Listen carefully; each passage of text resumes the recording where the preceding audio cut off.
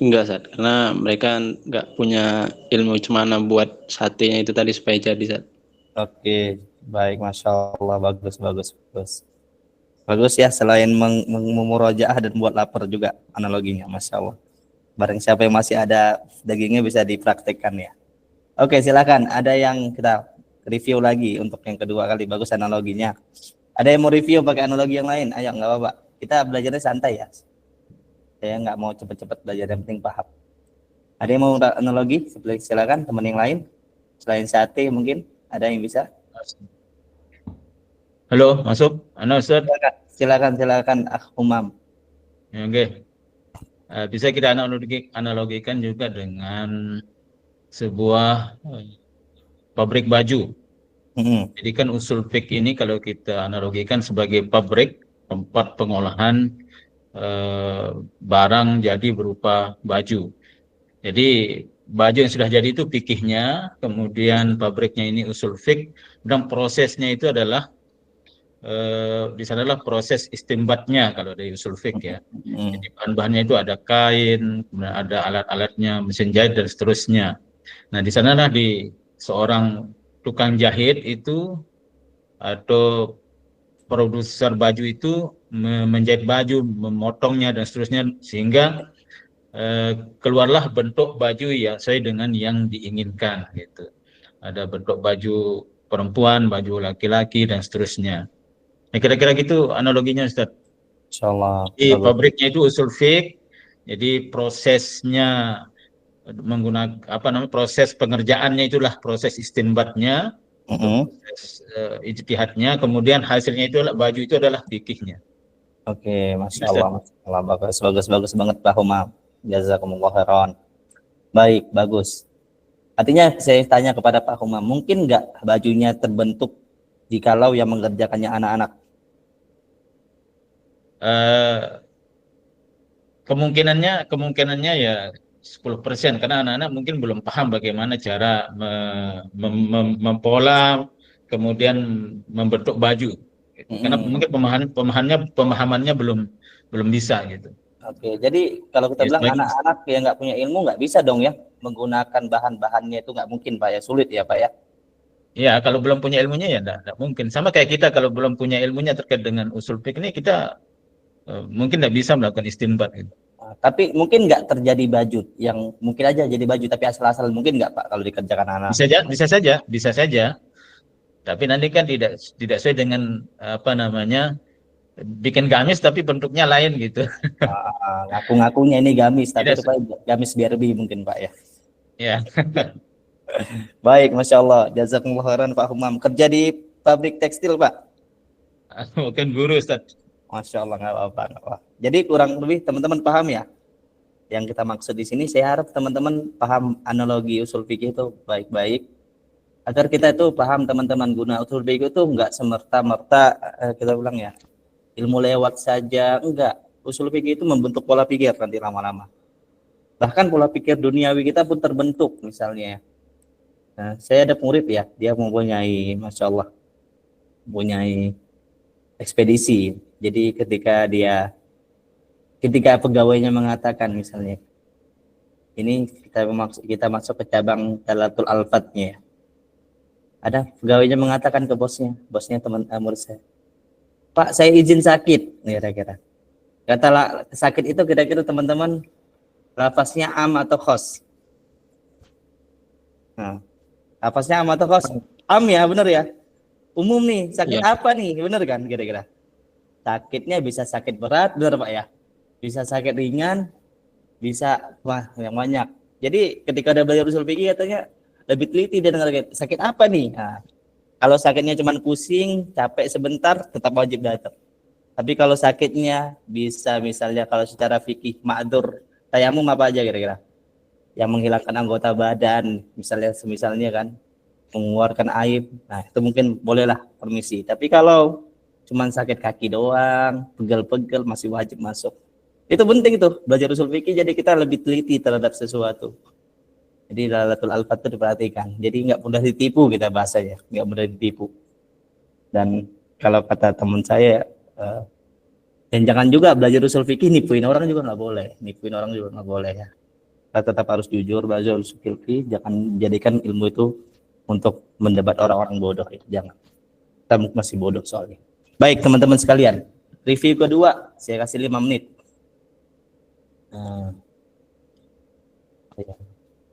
Mungkin kalau orangnya di Jakarta, ya semoga. Nih siapa yang di Jakarta dan bisa menjelaskan, tapi nggak apa-apa sih kalau luar Jakarta juga nggak apa-apa, saya kirim. Ini saya ada matan kitab namanya Taisirul Usul ila Ilmil Usul, punya Kiai Haji Afifuddin Muhajir. Tahu siapa yang tahu? Kiai Haji Afifuddin Muhajir, Wakil Rois Am Nahdlatul Ulama, tahu nggak? Coba cari di internet. Kalau saya tunjukin bukunya ya teman-teman ya. Pengasuh Darul Ulum Jombang, Ustaz. Tahu ya Pak? Tahu ya? Tahu, Ustaz. Nah, Masya Allah nih bukunya, saya senang. Sebenarnya saya sebelum memakai kitab ini, saya agak dilema memakai kitab punya Kiai Habibuddin Muhajir ya. Masya Allah bagus juga nih. Oh, situ Tapi Pondok, Ustaz. Mahat Ali, situ Pondok. Ya, Mahat Ali situ Pondok. Benar, beliau pengajarnya. Dia naik Rois Nahdlatul Ulama beliau. Jadi kitab usul fikih ini Masya Allah bagus ya. Oke, siapa yang bisa ngejelaskan dari awal sampai akhir secara ringkas, tapi yang nggak usah perlu ribet-ribet amat, cara ringkas ya, kasih waktu 5 menit. Yang bisa menjelaskan dari awal sampai akhir, sampai lubul usul, di mana silsilah matannya sampai lubul usul. Ayo, siapa yang bisa jelasin dari awal sampai akhir? Cara ringkas saja. Ayo, ada yang bisa? Saya berikan kitab ini. Ya, silakan. Ada yang mau coba? Nggak boleh lihat buku ya, nggak boleh lihat buku. Jelasin apa, Ustaz? Dijelasin silsilah matan usul fikih kan, mulai dari Ar-Risalah sampai lubul usul gimana jalannya. Saya kasih waktu 5 menit untuk menjelaskan. Ringkas-ringkas saja. Ada yang ingat? Atau boleh pakai buku deh, pakai buku nggak apa-apa, pakai buku. Ada yang bisa menjelaskan 5 menit aja. Untuk review. Ada yang bisa menjelaskan? Mungkin temannya ada yang kemarin nggak datang. Kalau di Jakarta lebih dekat. Nah, ada yang bisa? Pak Ramadan Mubarak mau coba?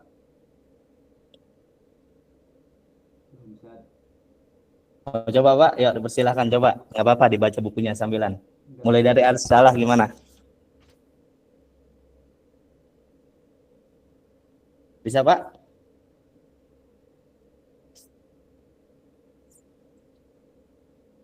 Ada yang mau coba? Nggak ada kayaknya ya, nggak apa-apa deh, artinya habitat ya, habitat a'maluhu. Setelah kita hapus ya. Baik, kita lanjut. Nggak apa-apa, insya Allah kita ulang nanti. Intinya dari Ar-Risalah kemudian turun ke 4 buku ya cabangnya. Ar-Risalah diteliti oleh 4 orang. Yang pertama apa? Imamul Haramain, wafat pada tahun berapa? 478 Hijriah ya kan. Kemudian ada Qadi Abul Husain, wafat pada tahun 435 seingat saya. Kemudian dalam kitabnya Al-Mu'tamad, kitabnya Al-Mu'tamad. Kemudian kitab Al-Ahad atau Umat, karya Qadi Abul Jabbar, wafat pada tahun 451. Satu lagi Al-Mustasfa Imam Ghazali, wafat pada tahun 505 Hijriah. Mereka berempat meneliti Ar-Risalah ke atas. Kemudian 2 hal itu terpecah ya menjadi 2 thariqah, 2 jalan. Jalan yang pertama apa? Siapa yang meneliti? Ar-Razi ya. Ar-Razi dalam kitabnya apa? Ingat kitabnya apa? Al-Mahsul. Wafat tahun berapa? Wafat tahun berapa? 606. 606. Ingat aja Al-Ghazali tambah 1. Ingat aja gitu. Al-Ghazali tambah 1. Kemudian thariqah jalan kedua siapa? Al-Amidi ya kan? Al-Amidi tahun berapa wafatnya? 606 juga. Enggak, itu salah ya, salah tulis saya. 631, sebentar, ada yang datang, sebentar ya.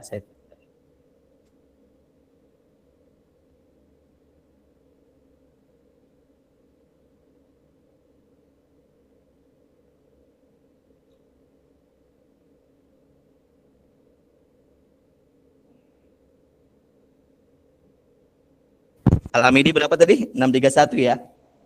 Al-Amidi 631. Kemudian dari thariqah Mahsul turun 2 siapa? Sirajuddin Al-Armawi dan apa? Dan Tajuddin Al-Armawi ya.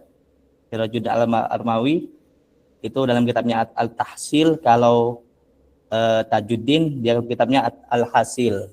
Kemudian turun kepada kitab masuk aja ke Minhajul Usul Qadi Al-Baidawi 685 ya. Qadi Al-Baidawi, kemudian turun ke Al-Ibahat, kemudian turun ke Jam'ul Jawami. Kalau sebelah kiri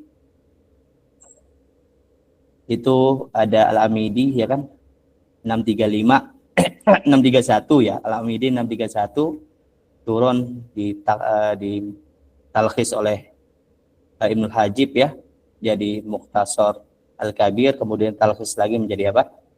Menjadi Mukhtasar As-Shaghir atau Mukhtasar Muntahasul, kemudian ditalkhis disyarah oleh Tajuddin bin Subki. Wafatnya tahun berapa? Tajuddin bin Subki, ada yang ingat?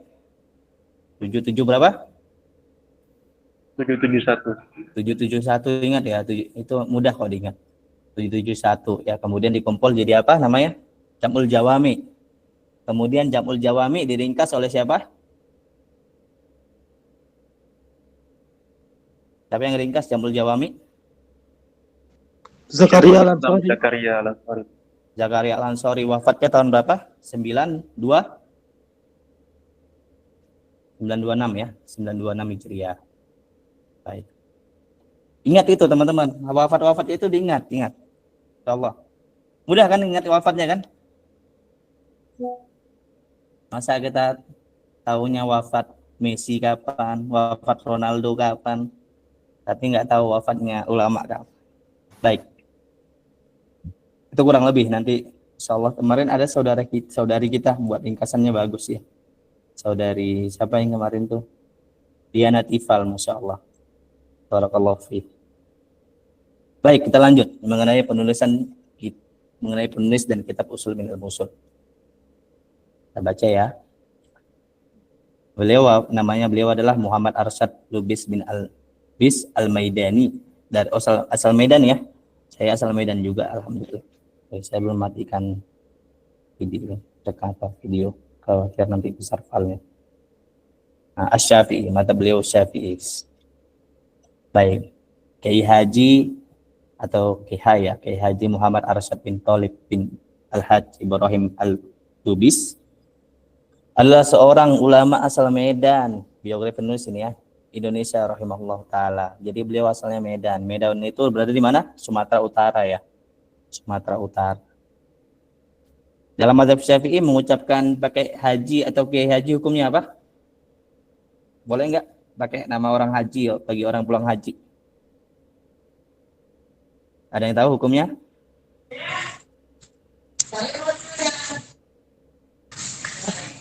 Dalam mazhab Syafi'i dibolehkan ya kita memanggil orang yang selesai haji dengan panggilan haji, boleh. Enggak sampai sunnah tapi boleh. Tapi yang diharamkan itu ketika orang belum haji dipanggil haji. Kalau untuk doa mungkin nggak apa-apa ya, doa nggak apa-apa. Jadi emang ada beberapa tulisan saya lihat ya, ada yang mengatakan orang-orang Belanda dahulu membedakan orang yang haji sama enggak dipanggil haji, orang-orang yang telah haji sebagai bentuk pembeda.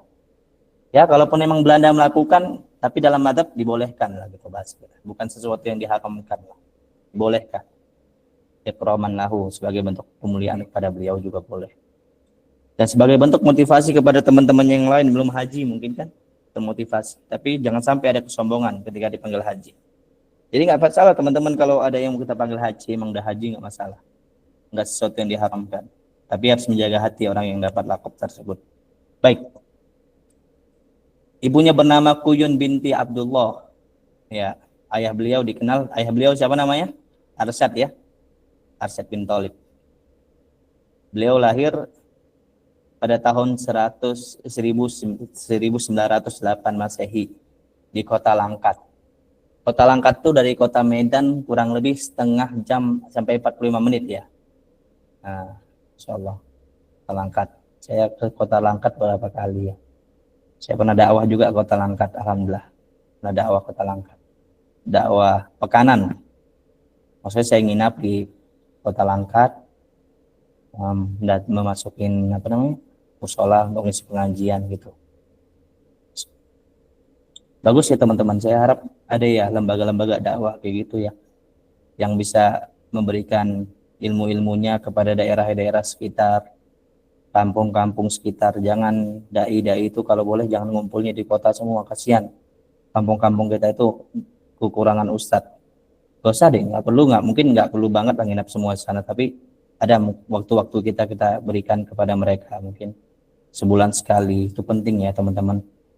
Kalau teman-teman dai atau dai ya, karena mereka itu berhak didakwahi juga. Baik. Yang terletak di Provinsi Sumatera Utara, daerah ini dahulu dikenal dengan sebutan Sumatera Timur. Kiai Muhammad Arsyad wafat pada hari Kamis 6 Juli tahun 1972 Masehi. Ya, lama banget ya. Tanggal 23 Jumadil Awal. Ini kayaknya salah, saya nggak ingat ya. Beliau meninggal di Rumah Sakit Medan, Jalan Mabar, dalam usia 63 tahun. Baik. Ini kurang lebih biografinya ya. Karya-karya beliau banyak banget ya, kalau di matan tuh banyak disebutkan, saya menyebutkan beberapa saja sini. Di antaranya karya yang berbahasa Arab, ada usul fikih punyanya Al-Wasliyah ya. Ya, Al-Wasliyah di Kota Medan juga ada Al-Usul min al-Musul, ada Qawaid al-Fiqhiyah 2 jilid, ada Al-Aqaid al-Iman, ada Istilahat al-Muhaddithin, istilah-istilah al-muhaddits.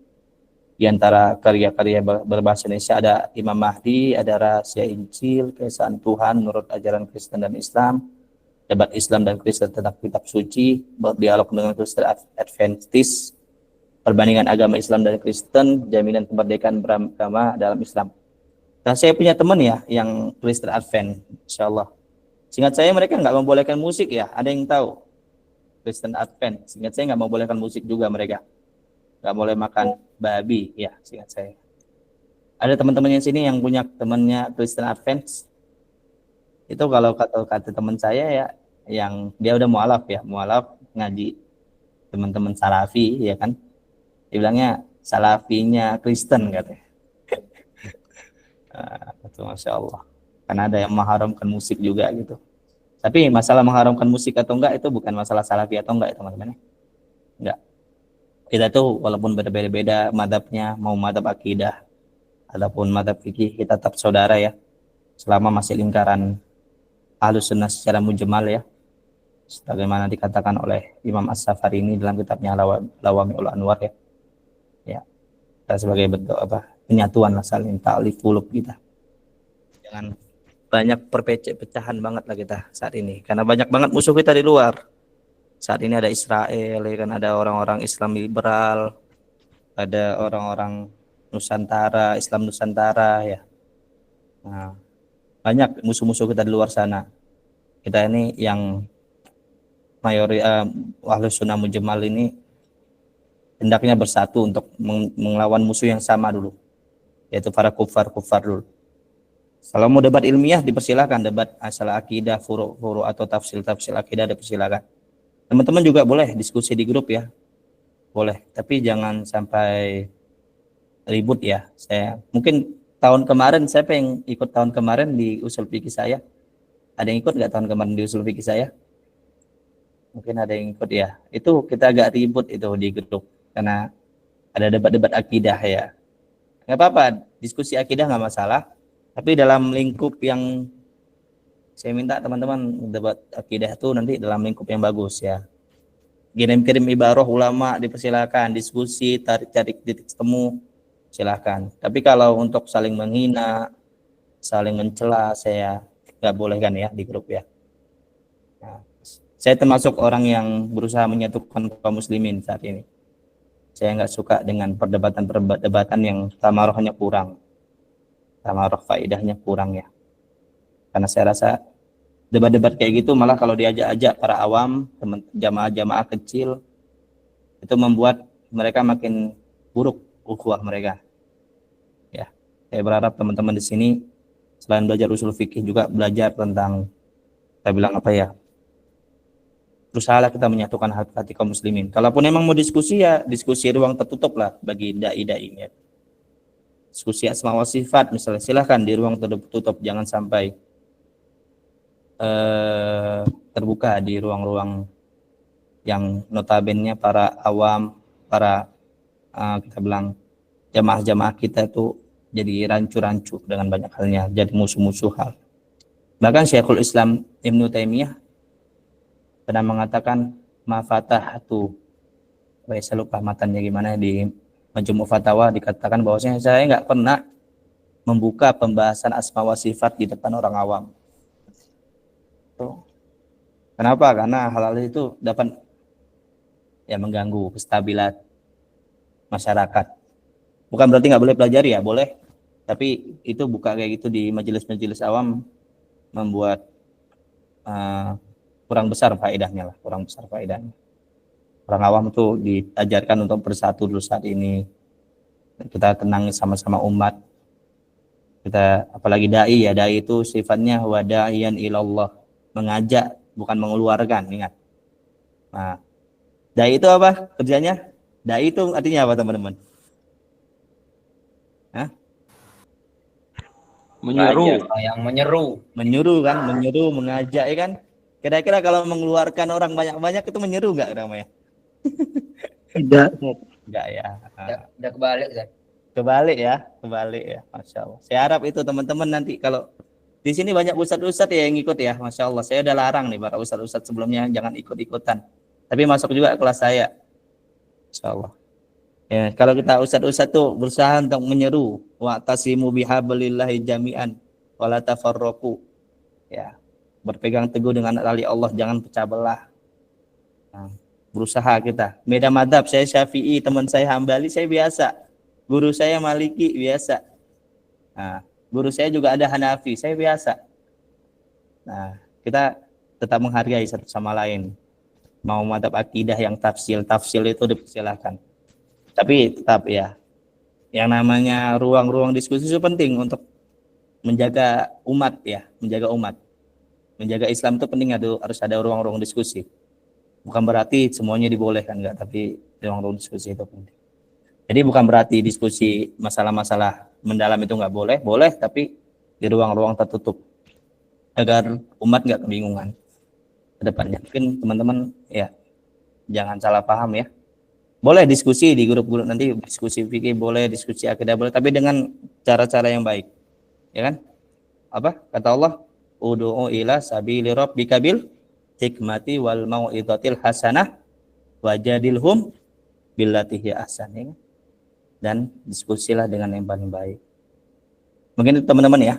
Dan Masya Allah nih, Kiai Haji Arsyad Lubis ini luar biasa. Beliau punya buku-buku dalam perbandingan agama. Masya Allah, bagus. Dan kita berharap ke depannya banyak ya ulama-ulama kayak dokter apa? Zakir Naik ya, Masya Allah. Zakir Naik, Ahmad Dedat, kemudian Muhammad Habib ya.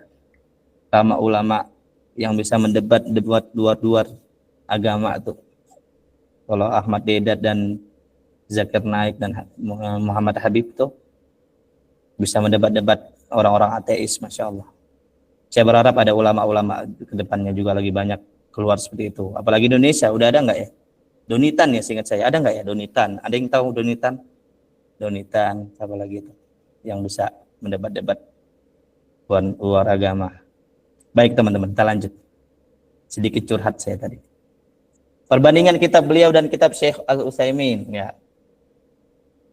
Baik.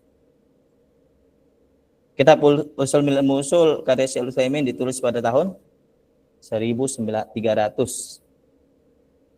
Hijriah ya, untuk pelajar tingkat aliyah. Sedangkan Syekh Arsyad, yaitu Haji Arsyad Lubis, menyelesaikan kitabnya pada tahun 1379 Hijriah. Tunggu, saya salah nih.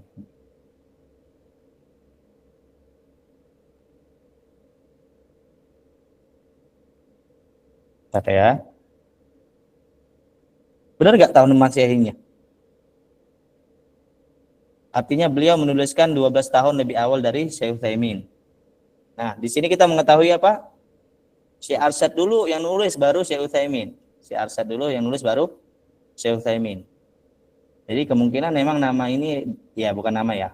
Memang kitab Al-Ushul min al-Ushul itu lebih luan punyanya Syekh Arsyad, baru punya Syekh Utsaimin.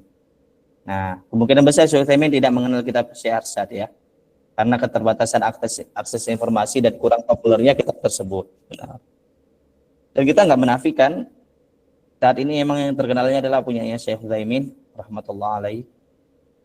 Nah, dan itu saya bilang mu'tamnya dalamnya itu banyak usulnya Hambali ya, walaupun ada beberapa tarjihan yang tidak mu'tamad dalam mazhab Hambali, tapi itu.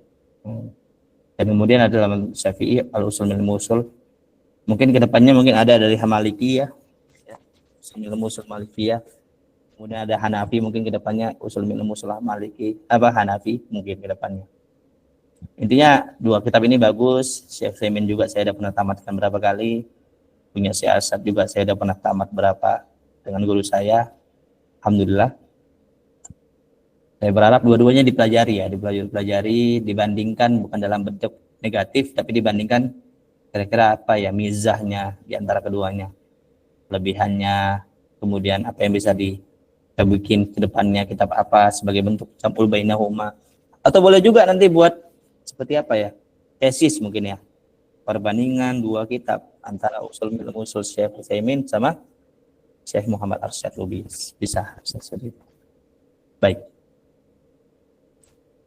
Lanjut. Oke. Penyusunan kitab Al-Usul min Al-Usul. Kitab Al-Usul min Al-Usul disusun dengan berbagai pembahasan menjadi 4 bagian utama. Yang pertama tentang hukum-hukum syar'i dan pembagiannya. Ya, jadi Syekh Kiai Haji Arsyad ini membuat di bab pertama nanti di mabahat awal itu tentang hukum-hukum. Itu apa wajib, apa itu haram, apa itu sunnah. Selalu jelaskan di awal-awal. Kemudian yang kedua tentang dalil-dalil syar'i seperti Al-Quran, Sunnah, Ijma' dan lain-lain. Al-Quran itu dalilnya gimana, Sunnah itu dalilnya gimana, Ijma' itu dalilnya gimana, dan lain-lain. Kemudian tata cara pengambilan hukum darinya. Nah, nanti dibahas di sini tentang am, khos, jadi agak dimundurkan ya daripada yang lain. Normalnya di kitab-kitab usul fikih, pembahasan am, khos, mutlak, muqayyad dijelaskan di mana? Di mana diletak? Ada yang ingat? Di mana diletak di hukum apa ya di Al-Quran ya, di pembahasan Al-Quran nanti masuk ke Dalalatul Alfaz baru dijelaskan apa itu am, apa itu khos, apa itu mujmal, ada itu muqayyad, apa itu mutlak, apa muqayyad, kemudian apa mubayyan dan lainnya. Kemudian mabahas ketiga tentang tata cara pengambilan hukum dari dalil-dalil, bagaimana tata caranya ya. Nanti ada ta'arud adillah juga bagaimana keadaannya. Kemudian yang keempat tentang mujtahid sebagai pelaku istinbat beserta syarat-syaratnya. Ini cara penyusunan beliau ya. Dan itu seperti apa yang dilakukan oleh Kiai Haji Afifuddin Muhajir ya. Masya Allah, beliau juga seperti itu. Ingat saya ya. Nah ya, benar. Nah. Jadi beliau juga sama nih. Di Mabahat Talif, terlihat nggak teman-teman? Terlihat ya? Nah, Ustaz. Nah, di Mabahat Talif beliau membuat juga fi kaifiyatil istinbatil ahkam minal adillah. Sama. Kurang lebih tata cara penyusunannya sama seperti Kiai Haji Arsyad Lubis, Masya Allah, sama. Ini bagus ya, teman-teman bisa koleksi ini. Untuk matan-matan untuk mengajarkan 1 tahun di kelas-kelas menengah mungkin ya saya bilang. SMA mungkin bisa. Dan ini bisa dijadikan jembatan ya. Jembatan untuk dari Waraqat ke Lubul Usul mungkin. Bisa jadi jembatan. Saya dulu sempat berpikir menulis jembatan untuk menjembatani dari Waraqat sampai Lubul Usul. Karena normalnya teman-teman yang buat kurikulum usul fikih itu dari Waraqat langsung lempar ke Lubul Usul. Secara matan ya. Tapi rupanya udah ada ya. Saya lihat ini bisa dipakai sebagai bentuk jembatan dari Taisirul Usul ila Ilmil Usul, punyanya Kiai Haji Afifuddin Muhajir, Naibur Rais ya, Nahdlatul Ulama. Sekarang masih hidup ya, dan YouTube-nya masih eksis, dan Facebook beliau juga masih eksis, Masya Allah. Baik teman-teman sekalian, insya Allah kita bahas satu-satu ke depannya. Jadi analogi pembahasan usul fikih di sini dipakai analogi apa? Analoginya tukang kebun lah, tukang kebun. Pertama ada al-mujtahid ya, al-mustatmir, mujtahid seperti petani yang mengambil buah dari pohonnya. Nasib mujtahidnya. Kemudian turuqul istithmar adalah alfaz seperti alat atau wasilah untuk mengambil buah dari pohonnya. Jadi untuk mengambil buah itu perlu cara. Yang pertama ilmunya, kemudian gimana caranya. Nah, kemudian apa? Ada ats-tsamarahnya, ya kan? Hukum-hukum syar'inya yang keluarkan. Kemudian ada syajarahnya, yaitu dalil-dalil seperti pohon yang menghasilkan buah. Nah, jadi pohon itu berbuah ya karena kita tanam dulu, kemudian ada ilmunya juga memberikan air bagaimana. Kira-kira kalau kita nanam pohon mangga, kita kasih airnya banjir, sangat banjir, sampai tenggelam tuh. Saya bilang apa namanya? Tunasnya. Kira-kira bakal tumbuh nggak pohonnya? Teman-teman, kita tanam pohon mangga di tempat yang banjir, bisa tumbuh nggak pohon mangganya? Tidak, Ustaz. Nggak bisa. Kemudian mungkin nggak bisa tumbuh pohon mangga di tempat yang tertutup, nggak di luar, tanam dalam rumah. Bisa nggak tumbuh? Tidak juga, benar kan? Nggak bisa juga. Nah, kita mengetahui bisa atau enggak itu dari mana? Ilmunya kan? Turuqul istitsmar, bagaimana caranya? Tuh. Mulai dari menanam, bagaimana ilmunya tentang tanaman. Nggak sembarangan. Tuh. Nah, kayak gitu juga usul fikih. Untuk mendapatkan hasil itu ada tata caranya. Oh, tapi bisa loh kami menjadikan buahnya ada, tapi nggak cara sempurna. Ya ada. Keluar nanti buahnya, mungkin buahnya apa? Ada yang cacat mungkin nggak? Buah yang cacat, salah cetak, asem, atau misalnya banyak lah. Itu semuanya mungkin terjadi dikarenakan apa? Tata cara pemakaiannya yang salah. Tata cara menanam yang salah. Nasi goreng juga, bisa nggak buat nasi goreng tapi nggak enak? Bisa nggak? Bisa. Apa? Kira-kira apa alasan nasi goreng nggak enak? Salah bumbu. Keasnya Bisa dari sisi salah bumbu kan? Artinya salah pakai dalil, bener kan? Salah pakai dalil. Kemudian selain salah bumbu apa? Bisa gosong, salah pakai dalil, bener nggak? Salah pakai kompor, ya kan? Akan dalilnya. Kebanyakan kecap, kebanyakan minyak, kebanyakan garam, itu kesalahan berpikir para mujtahid nasi goreng lah kita bilang. Jadi hal seperti itu di duniawi kita juga kayak gitu.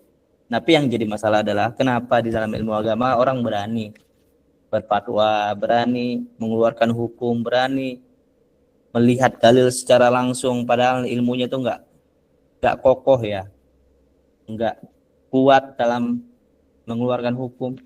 Itu yang perlu kita menjadikan introspeksi kepada diri kita. Apakah kita sanggup mengeluarkan dalil dari Al-Quran dan Sunnah secara langsung? Sanggup enggak? Belajar usul fikih cuman matan warokot. Kira-kira sanggup enggak mengeluarkan hukum dari Al-Quran dan Sunnah? Sanggup enggak kira-kira? belum jauh. Hah? Jauh, Ustaz. Jadi dokter dengan modal baca majalah kesehatan, bisa nggak kira-kira? Tidak bisa, Ustaz. Nggak bisa, Ustaz. Jadi perbandingannya kan majalah kesehatan sama warokot lah kita bilang. Lebih tipis mana? Warokot atau majalah kesehatan? Warokot. Warokot. Nah, kenapa banyak orang itu pede untuk berdalil, mentarjih dengan modal telah belum pelajari warokot doang kira-kira. Nah, kayak gitu. Itu perlu kesadaran diri sebenarnya, kesadaran diri.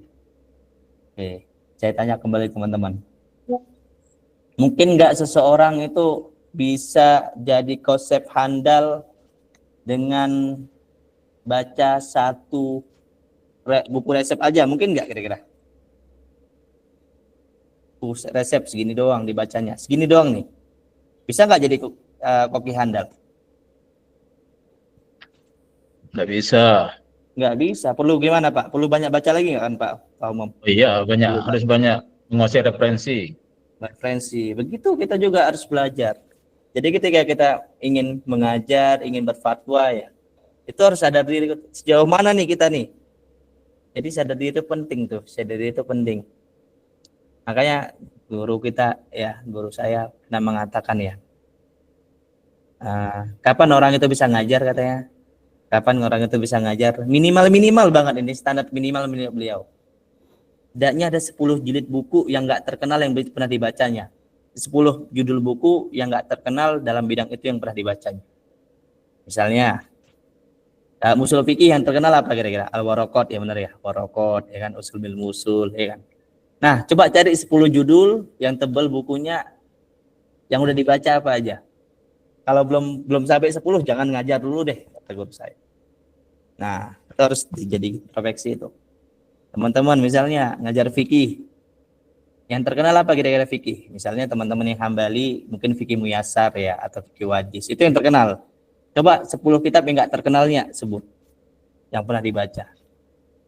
Kalau enggak ada artinya jangan dulu deh, kata guru saya. 10 judul ya, bukan 10 jilid ya, 10 judul. Artinya satu judul mungkin aja 2 jilid, 3 jilid. Baik teman-teman. Itu untuk bahan introspeksi kita. Sebentar ya, saya ngecok dulu.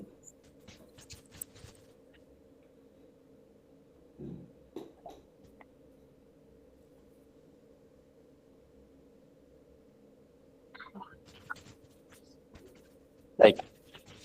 Teman-teman sudah paham kira-kira analoginya? Ada yang nggak paham? Alhamdulillah. Alhamdulillah. Kenapa saya sering ngulang-ulang seperti ini teman-teman? Biar teman-teman tuh terpatri di kepala kita itu, oh gambaran usul fikih seperti ini. Jangan sampai kita nanti membahas dalam-dalam, maksudnya beberapa hal yang lumayan rinci, masih ngawang usul fikih itu apa, usul fikih itu apa, masih ngawang, jangan sampai. Kalau nanti saya kasih contoh ya gimana penggunaan pendalilan insyaallah. Cara ringkas ya, bukan yang beratnya. Yang dibahas di usul fikih fahuwa adillatuhu min haitsul awaridillahi qatilaha min kauniha amatan wa khassatan wa amran wa nahyan wa ghaira dzalik. Yaitu apa yang dibahas di usul fikih, yaitu mengenai dalil-dalil fikih dari sisi sifat-sifat yang masuk padanya. Awarid itu sifat-sifat yang masuk ya. Aridoh itu sifat-sifat yang datang.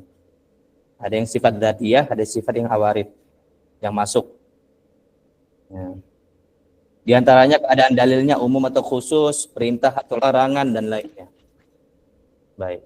Tujuannya apa tujuan dari belajar usul fikih? Wa amma ghayatuhu fa huwal wusulu ilal ahkami syar'iyyati min adillatiha at-tafsiliyah biwasitatiha. Apa gunanya belajar usul fikih? Untuk menghasilkan hukum-hukum syariat dari dalil-dalil yang terperinci dengan wasilah usul fikih. Gunanya usul fikih apa? Kita bisa berdalil dengan dalil yang terperinci. Nah, gunanya usul fikih apa? Kita bisa berdalil dengan dalil yang terperinci. Artinya orang yang belajar usul fikih itu emang dijadikan orang yang ahli fikih. Orang yang belajar usul fikih itu emang dijadikan bakal jadi mujtahid. Mujtahid itu apa? Orang-orang yang berdalil dengan dalil-dalil yang terperinci. Tuh. Jadi gunanya usul fikih itu tujuan akhirnya adalah menghasilkan hukum syar'i. Dia bisa menetapkan ini haram, dia bisa menetapkan ini mubah, dia bisa menetapkan ini sunnah dengan dalil-dalil. Yang dia tahu dia pelajarannya bagaimana menggunakan dalil dan dia bisa menggunakan dalilnya dan menghasilkan hukum-hukum yang terakhir yaitu hukum fikih. Baik, ini kita ada bermain sedikit. Semoga teman-teman. Oke. Kita sedikit nih ya. Ada yang bertanya belum? Enggak ada ya. Contoh proses usul fikih saya coba nih. Kita bayangkan teman-teman. Saya anggap teman-teman fokus ya. Kita bayangkan dulu. Apa hukum sholat? Kita mau nyari hukum sholat itu apa? Pertama kita cuman ketemu dalilnya satu dulu nih. Di Al-Quran cuma ini teman-teman. Salah satu kesalahan seseorang yang belajar usul fikih adalah ngawang dalil-dalil yang lain. Enggak. Coba belajar usul fikih itu fokus kepada dalil yang ada tok di layar. Enggak, itu aja. Karena kalau memikirkan dalil yang lain itu bakal ribet saat ini. Tapi coba kita sebagai pemula anggap dalilnya cuma ada yang di layar. Oke. Pertama kita mau cari hukum sholat. Hukum sholat. Anggap kita nggak tahu hukum sholat. Anggap hukum sholat itu bukan makluminatin bidorurah. Hukum sholat itu apa? Kita cuma ketemu satu dalil. Apa ayatnya? Aqimus sholah wa atuz zakah. Tegakkanlah sholat dan tunaikan zakat. Oke. Kira-kira dari dalil ini toh dapat nggak kesimpulan sholat 5 waktu itu wajib? teman-teman? Dapat nggak kesimpulan Enggak. dari Dapat Hah? nggak? Dapat. Ayo siapa yang bilang belum dapat? Dapat, Kenapa? dapat. Hah? Silakan. Dari dalil ini toh saya tanya, bisa nggak dapat kesimpulan sholat itu wajib langsung? Ada yang bisa jawab kenapa? Dan kalau nggak dapat kenapa? Ayo. Bisa, Kalau di Ustaz. situ nggak wajib kan? Bisa kan? Konsekuensinya wajib, Ustaz. Ya, Kak, saya tanya yang bilang bisa siapa? Coba kenapa? Karena di Silakan, sana ada lapas, karena di sana ada lapas amar, Ustaz. Oke, lafaz amar. Ya. Lafaz amar tadi gimana Bapak bilang? Hukumnya konsekuensinya apa? Lil Amar wujub. adil wujub kan? Lil wujub. Oke, sebelum kita menyimpulkan itu wajib atau enggak, perlu membahas lafaz amar itu konsekuensinya apa enggak? Perlu enggak dibahas sebelum kita mengatakan itu wajib? Perlu Ustaz. Perlu. Loh, Nah, jadi sebelum kita mengatakan sholat itu wajib, kita harus paham dulu perintah itu hukumnya apa? Menghasilkan konsekuensi wajib atau sunnah atau mubah, ya kan misalnya. Bisa dipahami? bisa kan? Maka sebelum kita menghukumi sholat itu wajib, kita harus pahami dulu. Ini Allah mengatakan tegakkan sholat, diperintahkan sholat. Lah, kita mikir dulu perintah di sini hukumnya apa? Itu dulu kita pikirin. Bisa dipahami teman-teman? Ya. Maka jalan pertama banget apa? Kita harus pahami dulu lafaznya. Perintah itu hukumnya dasarnya apa? Wajib atau sunnah atau mubah misalnya. Bisa dipahami? Bisa. Oke. Bisa Ustaz. Setelah kita udah sepakat misalnya. Oke, kita sepakat nih. Al aslu fil amri lil wujub. Hukum asal perintah itu wajib. Oke. Kemudian ditanya sama kita. Artinya di sini setelah kita tahu tadi hukum dasar perintah adalah wajib, maka dikatakan di sini apa? Salat itu wajib. Benar nggak kira-kira? Benar nggak kira-kira teman-teman? Setelah kita mengetahui hukum dasar perintah itu wajib, maka dipahami apa di sini? Wajib. Sholat wajib. Salat itu wajib. Dengar. Oke, kita tanya kebalik. Di sini dijelaskan nggak hukum ini sholatnya sholat apa? Enggak. Enggak dijelasin. Enggak. Umum. Masih umum Umum. kan? Bisa sholat Iya. apapun, benar kan? Sholat Benar. 5 waktu, bisa sholat id, bisa sholat apa? Idul Sunnah. Adha, sunnah, Sholat id. semuanya. Jadi dihukumi dasar apa? Seluruh sholat hukumnya apa? Wajib. Wajib. Alif lamnya dianggap di sini alif lam apa? Wajib. Alif istighraqiyah, benar ya? Mengena alif lam jinsiyah, kena semua. Oke. Setelah itu kita bingung nih, sholatnya sholat apa ini? Oke, masih bingung nih. Sholatnya sholat apa?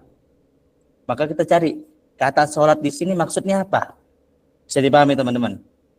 Memahami objek perintah apakah bersifat umum atau khusus atau mutlak atau muqayyad kita misalkan. Maka ditanya, ada hadis rupanya, oh ketemu kita dalil lain selain ayat ini doang. Ketemu dalil lain dari Rasulullah ketika ditanya, ya Rasulullah, madza faradallahu alaina min sholawat. Ya Allah, apa yang diwajibkan terhadap kami, terhadap aku dari sholat-sholat itu yang ada? Faqala khamsu shalawatin fil yaumi wal lailah. 5 sholat sehari semalam. Fahal alayya ghairuhunna? Apakah ada selain hal itu yang diwajibkan? Qala la. Tidak ada. Maka dipahami di sini yang diwajibkan jadinya apa? 5 waktu. 5 waktu. Jadi oke, kita pahami. Tadi hukum asal perintah wajib. Oke, kita pahami. Artinya ayat ini mewajibkan sholat. Sholat yang mana? Maka yang diwajibkan adalah sholat 5 waktu. Berdasarkan pengkhususan dari dalil tersebut. Dalil ini, dari hadis tadi. Maka dipahami yang 5 waktu doang yang wajib. Yang lain nggak wajib. Berdasarkan dalil tambahan ini. Bisa dipahami teman-teman? Jadi nggak semerta-merta ketika ketemu dalil terpikirkan semuanya. Enggak. Jadi ada tata caranya untuk mendapatkan hasil, oh sholat yang wajib itu adalah sholat 5 waktu. Nah, jadi dalil seperti ini misalnya kita bilang, ini dalil diwajibkan sholatnya apa? Sholat 5 waktu. Yang awalnya as-sholah di sini alif lam istighraqiyah, maka dipahami dari jadi alif lam apa di sini? Istidrokiyah. Enggak, al-ahdiyah kan? Al-ahdiyah fi dhihni. Yang kepikiran di kepala, yaitu dari dalil yang lain. Maka dipahami sholat yang diwajibkan yaitu sholat 5 waktu. Bisa dipahami teman-teman di sini prosesnya? Mau tanya Alhamdulillah. Ustaz. Oke, siapa Berarti ini? Silakan. berarti untuk alif lam ini ketika tidak ada qarinahnya dia selalu dihukumi secara asal sebagai alif lam istigrokiyah ya Ustaz. Ya, hukum dasarnya kalau nggak ada korinah, nggak ada indikator yang lain, maka dipahami istigrokiyah. Kemudian ketemu yang lain baru dipahami al-ahdiyah. Ya kan, benar kan? Oh. Bisa dipahami? Siapa? Ubaidillah ya. Nah, Ustaz, jazakumullah khairan. Oke. Teman-teman yang lain paham prosesnya di sini? Paling kalau Ustaz, dalam Afwan mau pembahasan nanya. Ustaz, Silakan, Ustaz usul silakan. sedikit nih. Kalau Ya. ada istilah-istilah yang barangkali ya tidak semua paham ya, kayak ya dan seterusnya. Mohon ada terjemahan atau penjelasan sedikit Ustaz lah, gitu. Oh, siap. Iya. Jadi alif, Karena maaf Pak, tidak saya semua yang di sini itu adalah orang yang pernah belajar Ustaz. Afwan. siap. Ingatkan saya Pak. Iya Ustaz, syukur Oh, Ustaz. Pak, saya minta maaf ya Pak ya.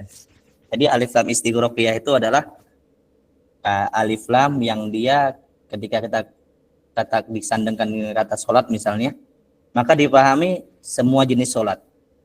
Semua jenis sholat. Jadi sholat itu kan nggak sholat wajib aja Pak ya. Ada sholat sunnah ya kan. Tegakkanlah sholat. Maka sholat dipahami semua jenis sholat. Itu namanya kalau ada alif lamnya, alif lam istighraqiyah. Jadi kalau ada alif lam istighraqiyah maka terpahami semua sholat. Tapi kalau ada alif lam yang ahdiyah, maka yang dipahami adalah sholat tertentu. Jadi misalnya tegakkanlah sholat, yang kepikir kita adalah sholat 5 waktu. Nah, itu kepikirnya karena ada korinah-korinah sebelumnya atau indikator-indikator sebelumnya yang menunjukkan itu sholat 5 waktu, Pak. Bisa dipahami Pak Riana Said? Iya, alhamdulillah Ustaz. Syukur Ustaz. Jelas, makasih ya, Pak atas pengingatannya. Alhamdulillah. Teman-teman yang lain paham tidak alurnya seperti ini? Mau nanya Ustaz. Silakan. Siapa nih? Muhammad Wahyudi ya, Ustaz Muhammad Wahyudi, silakan.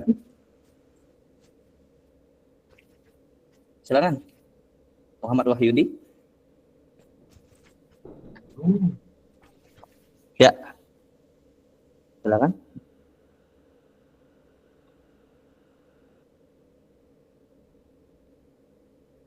Oke, Adita Songko deh. Silakan.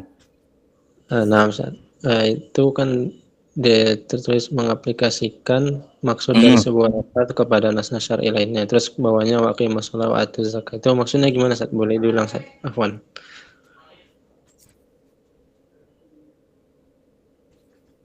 Oke. Jadi ketika kita tahu misalnya tadi kan hukum dasar perintah itu apa, maka kita aplikasikan kaidah itu kepada dalil-dalil yang ada. Maka kita pahami. Tadi dalilnya mengatakan tegakkanlah sholat, itu perintah. Nah, sebelum kita memahami dalil tersebut, kita cari tahu dulu hukum dasar perintah itu apa. Bisa dipahami. Setelah kita mengetahui hukum dasar perintah itu adalah lil wujub, untuk kewajiban, maka kita aplikasikan kaidah tadi, ya kan, kepada nas-nas yang ada. Jadi tadi kan Allah mengatakan tegakkan sholat. Kita ada pelajari tadi hukum dasar perintah adalah wajib. Maka dipahami tegakkanlah sholat, tegakkanlah artinya diwajibkan bagi kalian sholat. Bisa dipahami Haji Sasongko? Oh, berarti maksudnya mengaplikasikan kaidah tadi Ustaz ya ke dari. Oh iya. Baik. Syukran, Ustaz. Sama ada lagi yang mau tanyakan? Di sini. Tadi nge-lag saya. Oh, silakan. Ya. Tadi yang antum bilang korinah itu di alif lam ahdiyah itu maksudnya korinah yang ada di hadis ya? Ya, korinah. Kita tahunya ahdiyah karena ada hadis. Awalnya istighraqiyah, yaitu meliputi banyak sholat kan? Semua sholat kena. Kita tahunya itu ahdiyah karena ketemu dalil baru yang memalingkan dari hukum dasarnya istighraqiyah. Bisa dipahami? Muhammad Wahyudi. Masih. Syukran. Oke, baik. Jadi ketika kita melihat dalil itu, kita nggak bisa dalilnya itu jomblo doang, nggak bisa. Emang ada beberapa dalil itu emang jomblo, tapi ketika kita menghukumi sesuatu itu kita nggak bisa dari satu dalil doang, nggak bisa, atau dari dalil-dalil yang sedikit doang, nggak bisa. Jadi harus dilihat semuanya, lihat semuanya.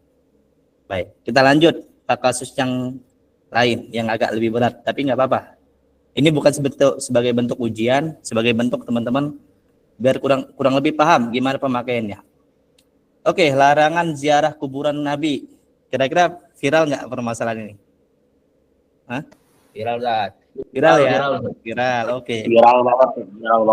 Oke, teman-teman, di sini bukan bentuk adu domba, lebih ke arah biar paham perbedaan pendapat ulama itu gimana asalnya. Oke, kita mulai ya. Ya, disinilah tusyaddu rihalu ila talatati masajid. Jangan bersusah payah perjalanan, jangan pergi jauh lah intinya. Kecuali kepada 3 masjid. Masjidil Haram, masjidku ini yaitu Nabawi dan Masjid Aqsa. Ini dalil dari Nabi Shallallahu alaihi wasallam. Oke. Di sini secara tulisan yang dilarang apa? Ayo, siapa yang bisa mewakili? Apa yang dilarang di sini? Ziarah Ustaz. Safar, Ustaz. Apa? Rihlah, Ustaz. Disuruh dilarang rihla kan, dilarang pergi jauh ke 3 masjid ya, selain ke 3 masjid. Masjidil Haram, Masjid Nabawi dan Masjid Aqsa.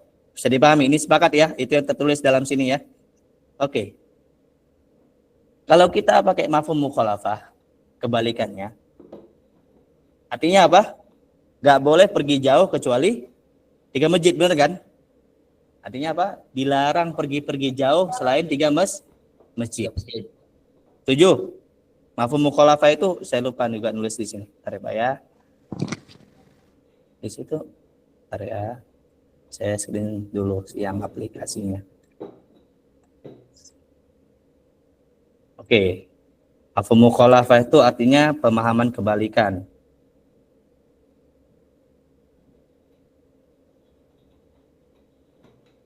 Nah, maka dipahami ya, secara kebalikannya apa? Dilarang bersusah payah safar ibadah ya. Selain 3 masjid ya. Sebenarnya enggak safar ibadah ya. Sebenarnya enggak safar ibadah, lebih mantuknya mafhum mukhalafahnya safar selain kepada 3 masjid. Yaitu apa? Masjidil Haram, Masjidil Aqsa sama Masjid Nabawi. Bisa dipahami di sini mafhum mukhalafahnya? Ini pemahaman kebalikannya. Ini teman-teman kalau nggak paham nggak apa-apa, tapi saya mau mendekatkan aja biar teman-teman dapat gambaran. Nah, dan dipahami oleh beberapa ulama bahwasanya di sini nggak dilarang ke masjidnya tok sebenarnya, tapi dilarang ibadah kepada, atau kita bilang bersusah payah ibadah, safar ibadah kepada selain 3 masjid. Kira-kira orang ke masjid ngapain? Ngapain ke masjid? Umumnya ibadah, Ustaz. Ibadah. Intinya adalah apa? Sholat, benar kan? Benar, sholat. Nah, intinya sholat. Nah, sholat itu apa? Ibadah. Maka ada ulama mengatakan di sini yang dilarang bukan sholat doang, tapi keumuman ibadah. Karena intinya sholat adalah ibadah. Maka ada ulama yang memahami tidak boleh bersusah payah safar kepada selain 3 masjid ini dalam inti ibadah. Jadi nggak boleh kita safar ibadah kepada selain 3 masjid ini. Bisa dipahami? Ini pendapat pertama. Ini yang hukum dihasilkan dilarangnya safar ziarah ke kuburan Nabi Shallallahu alaihi wasallam. Karena ke kuburan Nabi ibadah atau tidak? Kuburan Nabi ibadah atau tidak? Teman-teman? Tergantung, Ustaz. Ya, kuburan Nabi itu ibadah ya. Kalau antum bilang nggak ibadah, nggak bisa karena menghasilkan pahala.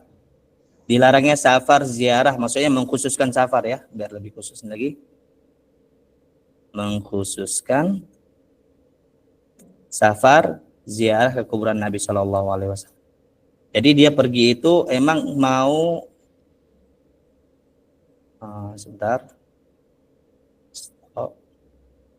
Ini nggak apa-apa teman-teman, kita mendekatkan dulu. Saya nggak mengharuskan teman-teman paham semua. Insya Allah nanti terpahamkan di akhir. Kita ulangi lagi apa yang kita pelajari hari ini di akhir insya Allah. biar teman-teman oke.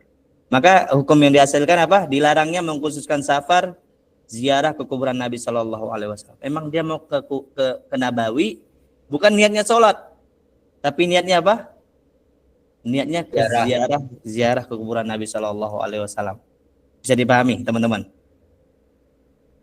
Ini ada beberapa ulama yang berpendapat demikian, seperti Syekhul Islam Ibnu Taimiyah. Kita menghargai perbedaan pendapat. Kita menghargai. Ibnul Qayyim Al-Jauziyah juga mengharamkannya seingat saya. Karena menurut beliau, yaitu Syekhul Islam Ibnu Taimiyah, bahwasanya dari dalil ini terlaranglah kita safar untuk ibadah selain tujuan 3 masjid. Nah, kuburan Nabi itu bukan masjid. Nah, bisa dipahami teman-teman? Oh gitu ya, Kuburan Nabi bukan masjid. Jadi kalau tujuannya ke kuburan artinya bukan ke masjid. Bisa dipahami? Jadi yang mengkhususkan datang ke Madinah mau ke kuburan doang itu terlarang. Bisa dipahami teman-teman? Bisa kan? Teman-teman paham nggak pendapat pertama? Ada yang nggak paham? Paham, Pelan-pelan nih, nggak apa-apa. Pelan. Kurang, Ustaz. Ada yang nggak paham? Ini teman-teman sengaja saya ambil pendapat masalah ini biar jadi titik temu juga, biar teman-teman saling memahami. Jangan sampai nih teman-teman, aduh, dalil saya kuat tapi nggak pernah baca dalil orang lain. Oke, bisa dipahami. Dan ini apa ya? Ikhtilafnya muktabar ya, diakui oleh para ulama. Jadi monggo yang mengambil hukumnya haram silakan, nanti ada hukum yang lain silakan. Tapi intinya memahami pendalilan orang lain. Nah, oke. Insyaallah nanti akan paham jisul ilah itu apa. Pendapat kedua, ya. Maka dipahami dalam hadis lain, ulama mengatakan hadis ini nggak bisa dipahami secara mafhum mukhalafah. Kenapa? Rasulullah Shallallahu Alaihi Wasallam mengatakan seperti ini sebagai bentuk pengagungan kepada 3 masjid, bukan dalam bentuk pengamalan mafhum mukhalafah atau pemahaman kebalikan. Jadi Rasulullah bilangnya nggak boleh pergi jauh kecuali 3 masjid, itu bukan berarti nggak boleh beneran ke 3 masjid selain 3 masjid, tapi sebagai bentuk pengagungan kepada 3 masjid aja. Misalnya teman-teman duniawi kita, sering nggak kita mengatakan kepada orang, kamu nggak boleh sekolah selain sekolah-sekolah favorit. Kira-kira ibunya bilang kayak gitu, mengatakan sekolah yang lain bukan sekolah, atau sebagai bentuk pengagungan kepada sekolah yang favorit? Pengagungan. Pengagungan. Tujuannya apa diagungkan? Ayo, karena ada keutamaan, Ustaz. Ada keutamaan. Ada keutamaan. Biar lebih semangat ke sekolah favorit, benar kan? Benar ya, biar semangat ke sekolah favorit, biar anaknya lebih bla bla bla. Nah, emaknya bilang kayak gitu bukan dalam maksud beneran nggak boleh sekolah selain 3 yang favorit doang, enggak, tapi sebagai bentuk biar semangat anaknya ke masjid. Bisa dipahami. Nah, itu yang dipahami ulama. Maka dikatakan ada syarat mafhum mukhalafah, yaitu syarat seseorang itu boleh menggunakan mafhum mukhalafah atau pemahaman kebalikan secara langsung adalah alla yakuna an-nasu li ta'kidil hal.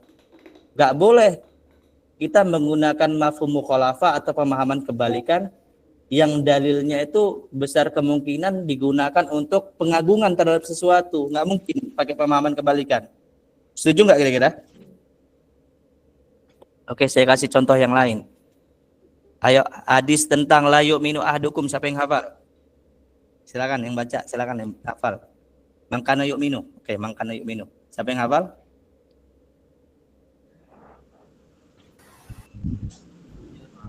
Silakan, yuk.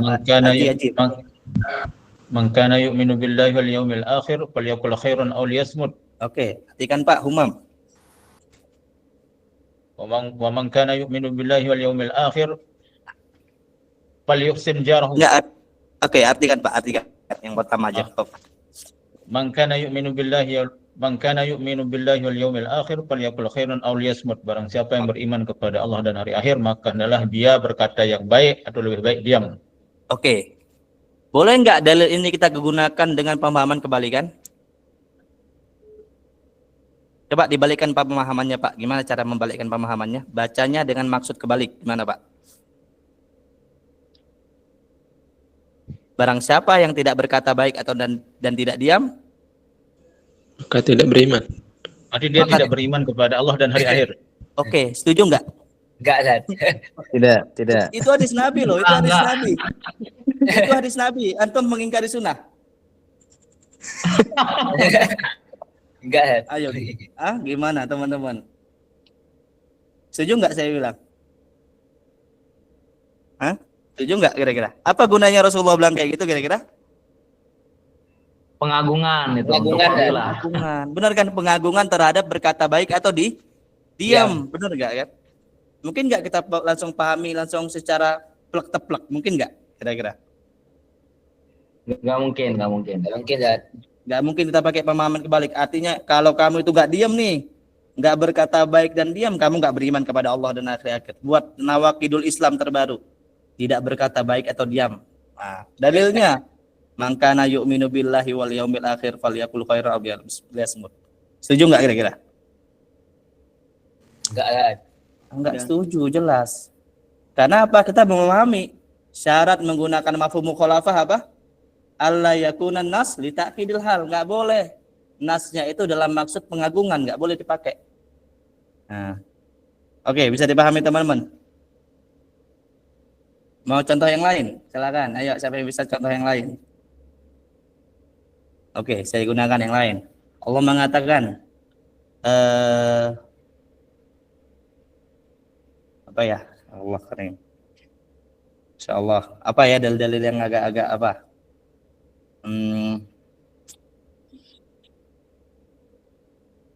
Fa in tabu wa aqamus sholata wa atauz zakata fa ikhwanukum fid din. Nah, barang siapa yang telah taubat, mengerjakan sholat dan menunaikan zakat, maka mereka adalah saudara seiman kalian. Oke, pemahaman kebalikannya. Siapa yang mau coba? Barang siapa yang tidak menunaikan, maka dia bukan saudara muslim kalian. Oke, artinya nggak muslim lagi orang yang nggak sholat. Bisa nggak kira-kira digunakan di situ sebagai mafhum mukhalafah? Bisa nggak kira-kira? Nggak bisa. Alasannya apa? Litakidil hal. Nggak bisa. Karena Allah Subhanahu wa taala mengatakan demikian sebagai bentuk ya penekanan, bukan sebagai bentuk peniadaan selain hal itu. Tuh teman-teman. Bisa dipahami teman-teman? Nah. Oke, dari yang lain. Ya, Ustaz. Allah mengatakan dalam surah An-Nisa, "Hurrimat 'alaikum ummahatukum wa banatukum" sampai akhir, "wa rabaibukumul lati fi hujurikum." Dan diharamkan bagi kalian, ibu-ibu kalian, anak-anak perempuan kalian. Kemudian wa rabaibukumul lati fi hujurikum, yaitu anak-anak tiri kalian dari istri-istri kalian. Fi hujurikum. Fi hujurikum artinya apa? Yang dalam dari kamar-kamar kalian, dalam pengawasan kalian. Oke teman-teman, anak tiri yang nggak dalam pengawasan boleh nggak dinikahi sama kita? Kira-kira boleh nggak anak tiri yang nggak kita awasin, yang tetap nggak boleh? Tapi di ayat tadi apa dikatakan? Tihujurikum, boleh nggak pakai pemahaman kebalikan? Oke, nggak haram artinya anak-anak tiri yang dia nggak dalam pengawasan kalian. Boleh nggak kira-kira? Jadi anak-anak tiri jauh-jauh yang LDR, ya kan? Itu boleh dinikahi. Yang nggak pernah ketemu, nggak pernah tinggal di rumah kita, itu nggak apa-apa dinikahi. Kenapa? Karena di dalil An-Nisa apa? Fi hujurikum. Setuju nggak kira-kira? Setuju nggak teman-teman? Dapat nggak teman-teman yang saya maksud atau belum dapat? Izin tanya Ustaz. Silakan. Assalamualaikum. Ini untuk mafhum mukhalafahnya syaratnya alla yakunan nas li ta'kidil hal. Gimana kita bisa langsung tahu gitu Ustadz kalau suatu nas tersebut dia mengandung syarat mafhum mukhalafah ini atau tidak, seperti itu. Mungkin yang tadi dicontohkan dia langsung tergambar. Nah, barangkali suatu saat nanti ada ternyata case-case nas-nas yang sebenarnya kita masih umum itu. Gitu gimana Ustaz taunya?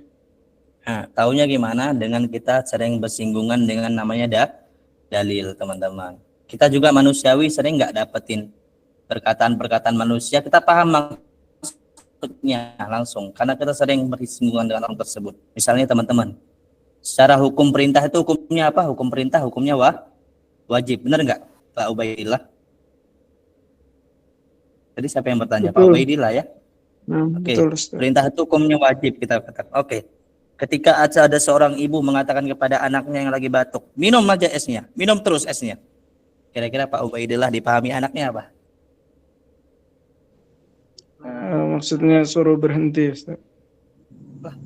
Hukum nanti anaknya menjawab dengan usul fikih, al aslu fil amri lil wujub. Perintah mama itu wajib katanya. Maka saya minum es kata perintah mama secara dalil katanya. Boleh nggak kayak gitu Pak Ubaidillah? Kalau dari pemahaman anaknya mungkin bisa jadi dia memahami seperti itu. Tapi anaknya mungkin nggak berpikir kayak gitu. Maksudnya karena ada sering bersinggungan dengan orang tuanya, mungkin nggak berpikir kayak gitu Pak. Bisa jadi enggak, Ustaz. Enggak Sebaliknya. mungkin. Paham dia itu dilarang. Nah, dia dapat pemahaman itu dilarang dengan secara tulisan atau secara perkataan itu adalah perintah, tapi pemahamannya dilarang. Itu dengan cara apa, Pak?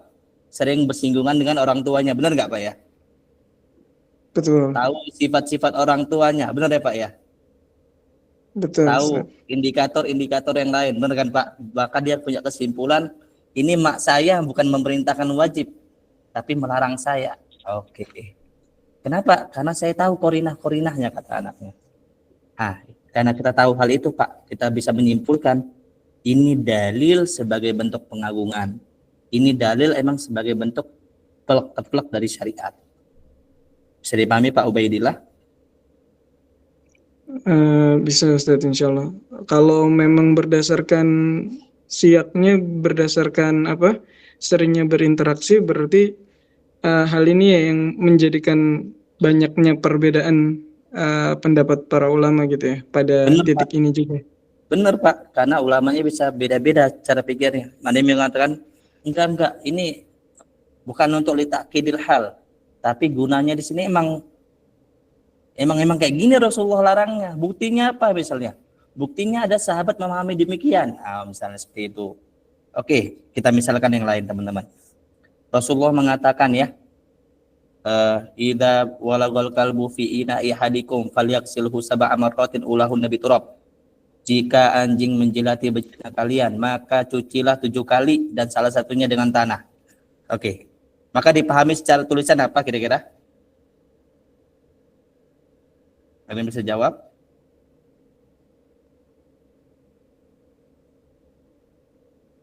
Owen, apa yang dipahami Owen dari dalil tadi Owen? Idza walagal kalbu fi ina'i hadikum. Suara saya dengar atau gimana nih? Najis anjing itu kan dan najis bukan Allah. Oke, pelan-pelan. Artinya Kak, secara tulisan saya tanya secara tulisan, enggak usah mughaladzah dulu. Oke, secara tulisan apa? Perintah untuk mencuci 7 kali dan pakai tanah 1 basuhan. Oke. Bagus. Mungkin enggak Pak Ubaidillah kita memahami bahwasanya ini Rasulullah nyuruh 7 kali bukan dalam maksud kewajiban, tapi dalam maksud penekanan dan kesunahan. Kenapa? Alasannya ada yang mengatakan demikian misalnya. Alasannya karena Abu Hurairah melakukannya berapa kali? Cuman 3 kali. Abu Hurairah itu membersihkan jilatan anjing berapa kali? Cuman 3 kali. Sedangkan di dalil apa? Berapa kali? 7 kah? 7 kali. Jadi gimana nih? Maka ada ulama memahami Malikiyah mengatakan itu disuruh 7 kali sebagai bentuk kesunahan, nggak wajib. Dalilnya apa? Yang memahami itu kesunahan, nggak kewajiban, karena ada sahabat yaitu Abu Hurairah yang meriwayatkan sendiri, dia mencucinya cuma 3 kali. Cuma 3 kali. Maka dipahami tadi misalnya, itu 3 kali, nggak 7 kali. 7 kali sebagai bentuk penekanan. Sebagaimana kalau kita manusiawi misalnya, manusiawi. Teman-teman, makan 3 kali itu wajib atau enggak? Enggak. Enggak ya. Kalau ada rumah sakit bilang, Pak jangan lupa makan 3 kali. Kira-kira itu wajib nggak sama rumah sakit? Kalau nggak mati nggak kira? Kalau nggak makan 3 kali? Enggak ya. Oh, nggak mati 3 kali. Kalau nggak 3 kali, sekalipun jadi. Yang penting di situ sebagai bentuk apa? Penekanan kan? Anjuran. Bisa dipahami teman-teman di sini? Oke. Baik. Insyaallah. Ana berharap antum dapat paham-paham sedikit. Kita nggak perlu cepat-cepat belajar ya. Teman-teman kalau ada yang nggak paham tanya langsung, jangan diam-diam aja. Saya nggak mau nih teman-teman nggak paham tapi diam, jangan. Kalau nggak paham kabarin. Oke, kita lanjut nih, belum selesai hadisnya. Lanjut nih. Hadis ditakwil dari sisi adanya pengkhususan maksud. Nah, hadisnya tadi menjelaskan apa? Nggak boleh pergi ke masjid. Dikasih tahu nggak ibadahnya apa? Kasih tahu nggak tujuannya apa? Dilarang ke masjid. Tidak. Nggak ada. Ketemu dalil lain dari riwayat Ahmad. Rasulullah mengatakan la yang bagil musolli an yasudda rihalahu ila masjidin tabtaghi fi shalah ghairul masjidil haram. Nah, nggak layak bagi seorang yang mau sholat itu untuk pergi-pergi jauh untuk sholat kecuali apa? 3 masjid. Maka dipahami dalil tadi adalah masalah apa? Sholat. Itu dilarang dari dalil tadi apa? Yaitu nggak boleh kita pergi jauh-jauh untuk sholat doang selain ke masjid 3 ini doang. Misalnya saya mau ke Taj Mahal nih. Nah, ke Taj Mahal. Taj Mahal bukan masjid ya. Misalnya ke Masjid Raya Medan. Saya mau ke Masjid Raya Medan yang jaraknya 600 km. Sengaja ke sana untuk sholat. Pendapat ketiga ini membolehkan nggak kira-kira?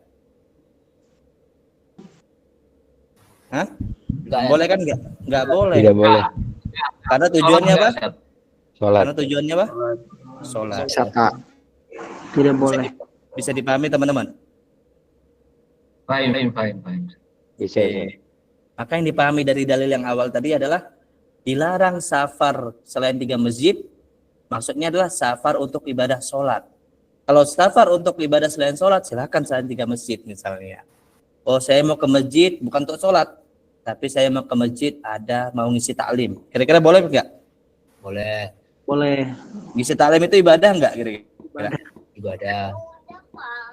Bagi orang-orang yang berpendapat pertama itu sebenarnya tidak kena. Misalnya dia safar untuk ngisi taklim itu tidak kena. Kenapa kira-kira? Karena ngisi taklim itu ibadah. Bisa dipahami teman-teman? Bisa. Paham.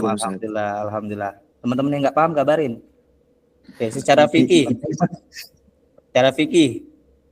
ada ulama yang mengatakan wajib loh.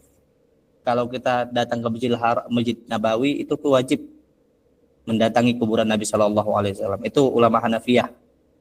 Sunnah ada yang mengatakan sunnah. Itu jumhur ulama. Man zara qabri wajabat lahu syafaati. Dalilnya. Nah, ada dalil yang mengatakan kesunahan. Fazurul kubur fa innaha tudzakirul maut. Maka datangilah ziarah ke kuburan. Kata al-kubur, masuk enggak kuburan Nabi? Masuk, Ustaz. Masuk. Al-kubur masuk enggak kuburan Nabi? Kuburan apa? Siapa aja. Mau kuburan Nabi, kuburan siapapun, kuburan orang tuanya. Maka kesunahan menziarahi kuburan tetap berlaku kepada kesunahan ziarah kuburan Nabi. Bisa dipahami? Oke. Ada yang mengatakan haram. Kita nggak menutup. Emang ada berbeda pendapat. Seperti Syekhul Islam Ibnu Taimiyah berdasarkan hadis di atas. Saya nggak ada mencela siapapun.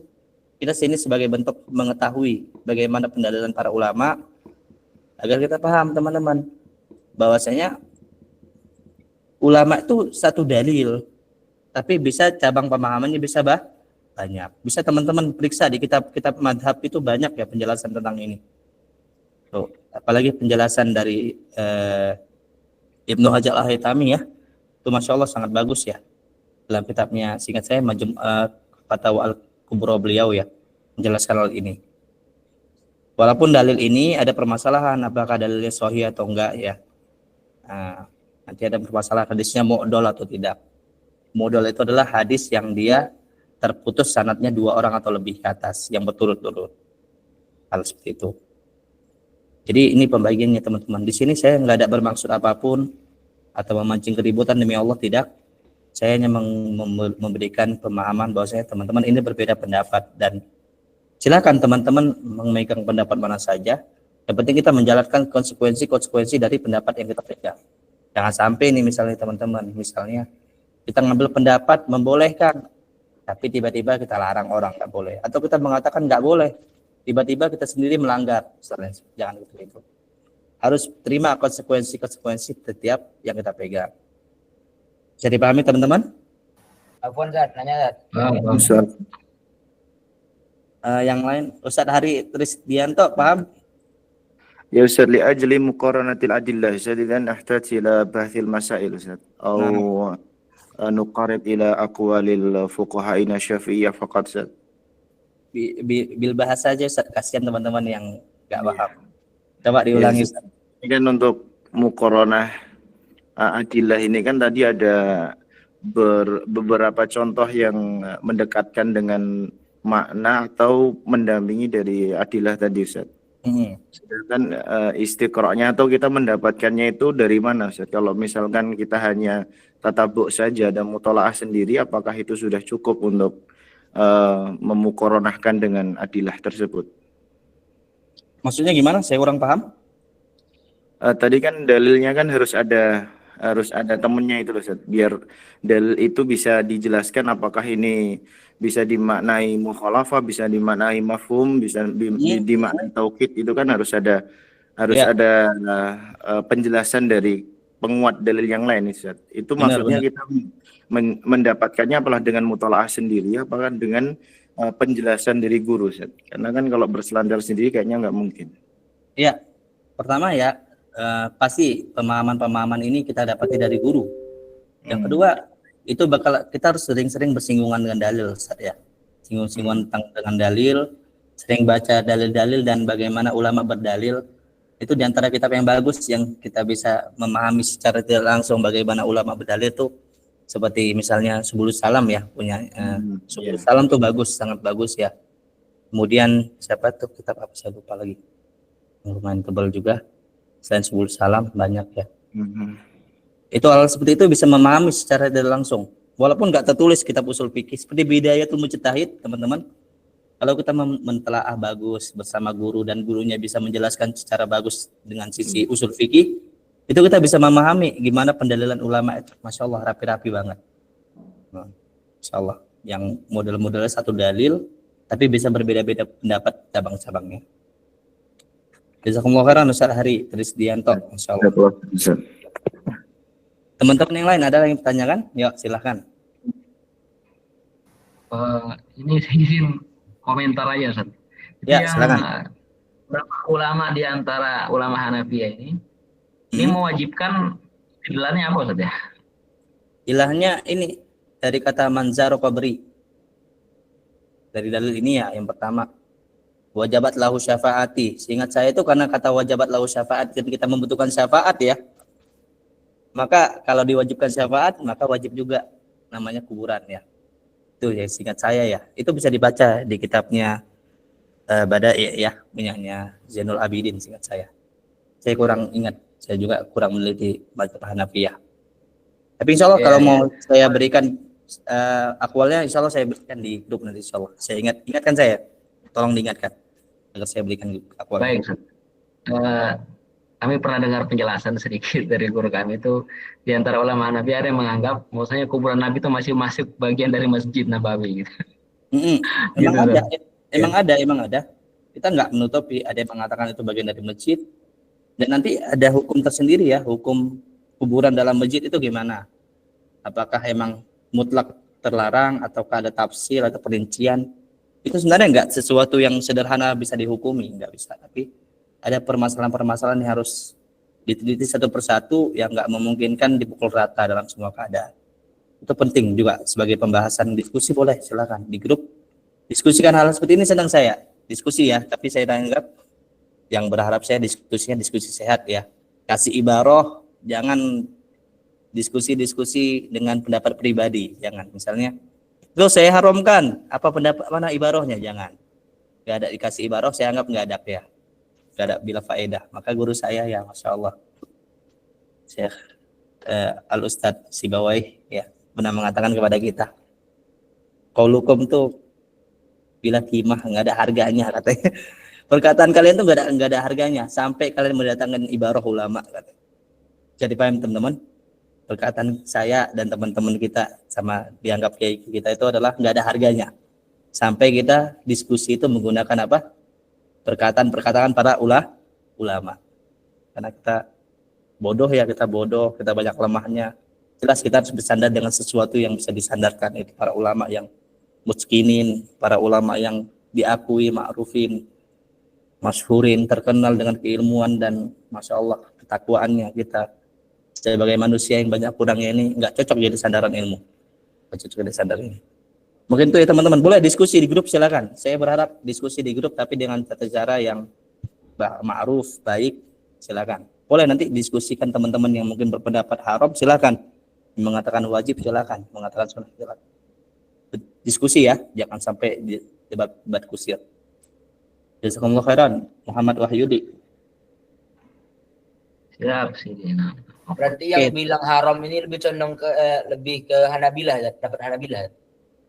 Saya nggak bisa mengatakan Hanabilah ya, karena nggak terlalu banyak. Hanabilah. Sebagian Hanabilah. Saya nggak bisa mengatakan semua Hanabilah ya. Sebagian Hanabilah. Ada Ibnu Aqil juga, seingat saya ada riwayatnya mengatakan diharamkan. Seperti juga ada riwayat dari Imam Juwaini juga, Imamul Haramain ya, mengatakan diharamkan juga ya. Sebagian Maliki juga ada yang mengatakan diharamkan juga. Jadi nggak banyak amat. Yang paling banyak adalah sunnah ya. Jumhur ulama dari 4 madhab. Nah, kalau bahasa guru saya ya, insyaallah. Ini bukan sebagai penghinaan ya, bukan sebagai bentuk bercanda-bercanda aja. Kalau kita itu minoritas, kita lebih slow daripada yang mayoritas. Kalau kita memegang pendapat yang sedikit misalnya, itu kita harus lebih santai menghadapi ikhtilaf daripada orang-orang yang mayoritas. Jadi kalau kita emang misalnya teman-teman ngambil pendapat yang tafarud menyendiri tapi tetap mutabar, silakan. Tapi jangan keras-keras deh daripada teman-teman yang ngikuti jumhur misalnya. Bisa dipahami ya. Ini bercandaan saya, bukan penghinaan. Baik teman-teman, kita nggak ada menghina ya. Syekhul Islam Ibnu Taimiyah, masya Allah ilmunya besar. Ulama-ulama lain juga ilmunya besar. Semua kita anggap ulama, mutskinin, aulia, semuanya mereka. Bukan seperti kita yang banyak kurangnya nih. Oke, bisa dipahami? Farhan Aryadi. Bisa. Jangan pernah kepikiran ya di kepala kita, ulama ini sendirian, enggak bagus, enggak boleh. Mereka ulama-ulama yang diakui. Oke, ada lagi yang bertanyakan? Silakan. Lagi boleh, Ustaz? Oh, silakan Pak Pak Ubaidillah. Nah, Ustaz, untuk apa yang hadis di atas ini kan la tusyaddur rihal, tadi disepakati dia sebagai motivasi. Nah, kemudian jumhur ulama, saya nggak ada mengatakan disepakati. Oh iya, afwan Ustaz. Tadi kan artinya tidak ada kesepakatan ya, ada yang memahami sebagai motivasi. Betul seperti itu. Nah, kemudian jumhur ulama berpendapat sunnahnya ke kuburan Nabi dengan 2 hadis yang dibawakan ini. Nah, salah satu hadisnya fazurul kubur, al-kubur ini kan berarti dimaknai umum. Kalau di Indonesia ini kan kita ada wisata religi ke kuburan-kuburan itu. Nah, apakah itu maknanya orang-orang yang menyelenggarakan wisata religi ini berlandaskan kepada pendapat jumhur ulama ini atau seperti apa, Ustaz? Saya pribadi kurang tahu ya, wisata religi kuburan tuh ngapain sih? Buat konser kah atau buat apa kah? Saya nggak tahu ya. Tapi kalau masih masuk ke umuman, misalnya emang mau ngingat kematian ke sono, berdoa kepada orangnya ya, itu insya Allah masuk-masuk aja ya.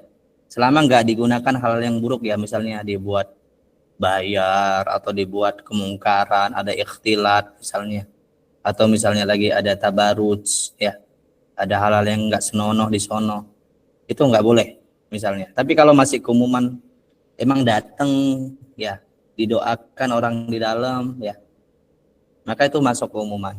Kalau masuk kayak gitu doang ya, dimaksud ke situ doang. Jadi kalau menghukumi sesuatu itu saya agak berat ya, apalagi ada istilah wisata religi. Nah, saya nggak tahu tuh maksudnya apa, itu belum saya tasawur pastinya gimana. Mungkin itu ya Pak Ubaidillah, saya belum bisa memahami banget. Oh iya, Ustaz. Kemudian kalau al-kubur ini yang tadinya maknanya umum itu dijadikan khusus, tapi bukan kepada kuburan Nabi misalnya, kepada kuburan ulama tertentu, mau datang jauh-jauh ke kuburan ulama tertentu atau tokoh tertentu, apakah itu termasuk di dalam sunnah juga ya, Ustaz? Kalau Bapak mengatakan ini masuk al-kubur di sini adalah kuburan tertentu, itu perlu dalil, Pak. Apa dalilnya yang mengatakan itu maksudnya adalah kuburan tertentu? Bisa dipahami? Nah, perlu dalil. Dalilnya ini mungkin. Insya Allah saya pribadi bukan membahas itu ya. Semoga nggak melebar. Dan ada di hukum buku-buku fikih itu terjelaskan banyak hal seperti itu ya. Hukum ziarah kubur, hukum apa itu terjelaskan semua di buku-buku fikih.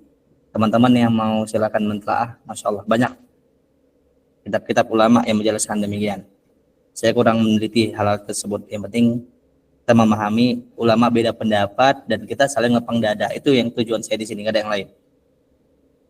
Dan ini ikhtilaf yang mu'tabar ya, diakui dan nggak boleh. La ingkaro fi masail ijtihad ya, nggak boleh kita mengingkari pendapat permasalahan-permasalahan yang ada ijtihadnya, nggak boleh. Itu. Baik, bisa dipahami Pak Ubaidillah. Teman-teman yang lain paham tidak? Jazakallahu khairan. Ya, teman-teman yang lain saya harap paham nggak? Kalau nggak paham tolong diingatkan saya. Klarifikasi lagi, Ustaz. Oke, klarifikasi. Silakan Mas Bayu. Tentang hukum haram oleh Ibnu Taimiyah ini, larangan ziarah ke kuburan Nabi ini di aspek bersusah payahnya atau benar-benar dilarang ke ziarah ke kuburan Nabi? Sebenarnya gini Pak, dia yang saya baca itu kita itu mengkhususkan datang ke Masjid Nabawi bukan untuk sholat ya, tapi untuk ziarah kuburan Nabi itu nggak boleh. Tujuannya kuburan Nabinya gitu. Khusus gitu ya? Ya, ya khusus. Yang saya pahami di situ ya. Bukan berarti nggak boleh ke kuburan Nabi, bukan. Tapi jauh-jauh ke kuburan Nabi tok nggak boleh. Dan kemudian terkait tadi mungkin tambahan yang wisata di Bandung kan ada Masjid Megah tuh. Orang-orang tuh fenomenanya banyak bis Ustaz untuk sholat di masjid itu karena fotogenik gitu ya. Ikonnya Jawa Barat gitu. Itu gimana Ustaz? Ya, kalau dari hal ini ya boleh-boleh aja. Boleh-boleh aja. Oh malah iya, kalau malah kalau nggak ibadah malah lebih boleh nggak kira-kira? Kalau nggak ibadah malah lebih boleh nggak kira-kira? Nggak boleh. Enggak, yang di permasalahan di sini apa? Permasalahan ibadah ya kan? Iya. Tapi artinya dipahami apa? Selain ibadah boleh nggak kira-kira? Lebih boleh. Boleh, selain ibadah boleh. Antum jauh-jauh ke Bandung mau ke ITB boleh nggak kira-kira? Ya boleh Ustaz. Boleh. Artinya ke masjid doang dengan maksud mau ke masjid doang, mau lihat aja. Boleh nggak kira-kira? Boleh. Kalau masalah dunia. Tuh harus dipahami. Artinya di sini kita ikhtilafnya masalah ibadah, maka dipahami duniawi nggak masalah. Syukur Ustaz. Tidak boleh, bahasa tidak boleh itu kan tidak harus selalu haram saja, bisa saja. Benar Pak, benar. Itu bagaimana Ustaz? Kerangka nalar berpikirnya itu. Sebenarnya kurang tepat ya. Bukan kurang tepat, memang lebih bagus tuh ngetafsir langsung, nggak bolehnya haram atau makruh, karena ada ihtimalnya ada 3 ya Pak, bisa nggak boleh haram, bisa nggak boleh makruh, bisa nggak boleh juga mubah sebagai bentuk irsyad misalnya, jadi bentuk khilaful aula ya, bisa Pak. Jadi misalnya nggak boleh tadi yang mana ya, nggak boleh yang mana kira-kira? Yang maksud Pak Ramadan Mubarak yang mana nih? Yang tadi larangan ziarahku ke kuburan Nabi itu itu kok bisa jadi haram gitu kan? Kenapa kok nggak makruh misalnya? Oh, karena emang dibuat Pak, hukum dasarnya kan hukum asal pelarangan apa Pak? Keharuman. Maka ke situ sampai ada dalil yang menunjukkan selain demikian. Jadi yang perlu ditanya dalil adalah kenapa nggak ke makruh? Kenapa kalau ke makruh apa dalilnya? Betul Pak. Karena hukum dasar larangan adalah keharuman. Jadi pahami Pak. Yang ditanya dalil kalau mau ke makruh itu apa dalil yang menunjukkan dia ke makruh misalnya? Jadi pahami Pak? Oke teman-teman, saya harap teman-teman paham ya dan tidak ada yang suzon kepada saya di sini. Saya memberikan contoh seperti ini.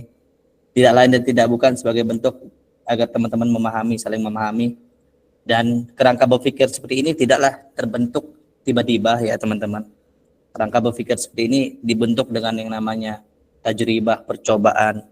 Kemudian dengan banyaknya baca mutola'ah, dengan banyaknya mujalasah dengan para ulama, dengan banyaknya saya bilang banyak bacaan, banyak melihat dalil-dalil, mentadaburi dalil.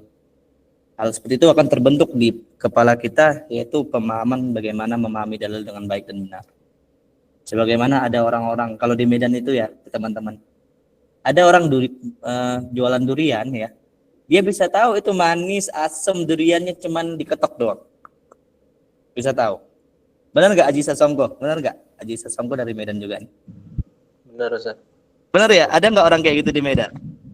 Ada Ustaz, ada. Nggak perlu dibuka duriannya, nggak perlu dibelah, tapi dia tahu. Misalnya kita bilang sama tukang duriannya, saya mau durian yang manis, maka diketok-ketoknya, dikencang-kencangnya, sudah tahu dia. Ini isinya manis. Kira-kira alasannya kenapa dia tahu durian tersebut manis, asam dan demikian? Dari mana taunya? Udah biasa Ustaz. Udah biasa. Begitu juga. Tajribah. Benar kan? Percobaan, dan dengan banyaknya percobaan, banyak latihan, banyak mutola'ah, maka jadilah ulama-ulama besar, ya kan? Ulama-ulama besar. Begitu juga kita yang mutola'ahnya jarang, baca buku sehari 5 halaman pun kagak ya. Gimana bisa kita menjadi ulama-ulama besar tuh? Ulama para Syafi'i, Imam Malik dan misalnya, mereka yang tajribahnya udah ribuan, ratusan, jutaan mungkin. Kita yang kroco-kroco kayak gini nggak sadar diri ya, nggak sadar diri. Baik. Jadi teman-teman, kapan kita bisa kayak gitu ya? Mungkin masa depan, mungkin sekarang nggak tahu. Masa depan kalau Allah berikan rezeki keilmuan dan pemahaman, mungkin kita bisa jadi seperti ulama. Tapi kayaknya terlalu jauh ya. Intinya saat ini adalah teman-teman belajar usul fikih saat ini adalah saya berharap kita itu sadar kedudukan kita, sadar kita itu kapasitas diri kita. Itu dulu inti pertama. Ketika kita sudah tahu itu, kita akan menghargai para ulama. Jadi payah mereka itu mengeluarkan hukum itu sulit banget benar ya. Tapi karena kita lemah banget, maka kita mengatakan sulit. Mereka karena terlalu cerdas, maka bagi mereka mudah. Mungkin itu teman-teman dari saya minta maaf teman-teman atas banyak kekurangan saya hari ini. Saya minta maaf dengan sebesar-besarnya. Jikalau ada perkataan atau sikap saya yang kurang baik, saya demi Allah tidak ada yang lain. Saya menyebutkan khilaf ini tidak lain dan tidak bukan sebagai bentuk teman-teman saling memahami. Teman-teman memegang apapun pendapatnya selama dia muktabar dipersilahkan. Dan kita nggak boleh mengingkari teman-teman kita yang emang berpendapat dengan pendapat muktabar. Walaupun itu tafarut menyendiri ya misalnya. Silakan. Selama muktabar ya silakan. Mungkin itu dari saya minta maaf teman-teman sekalian dan saya persilahkan untuk diskusi di grup, silakan tanya jawab juga.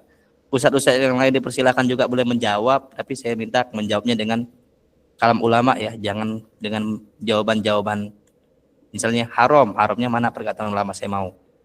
Jangan hanya bilang haram saja atau bilang mubah saja, tapi nggak ada penjelasan dari ulama. Mungkin itu dari saya minta maaf. Kita tutup dengan doa kafaratul majlis. Subhanakallahumma wa bihamdika asyhadu an la ilaha illa anta astaghfiruka wa atubu ilaik. Assalamualaikum warahmatullahi wabarakatuh.